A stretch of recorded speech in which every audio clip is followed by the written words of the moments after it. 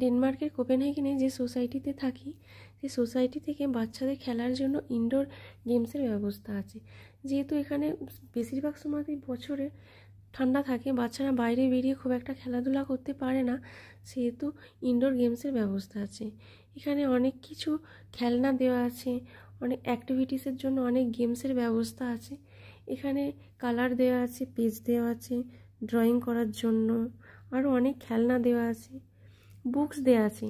বাবা মারা যেহেতু এখানে বসে থাকে এসে বাচ্চাদের নিয়ে বোর হয়, সেহেতু বই পড়ার জন্য অনেক বুকস দেওয়া আছে, আরও অনেক কিছু খেলনা দেওয়া আছে এখানে খেলার জন্য।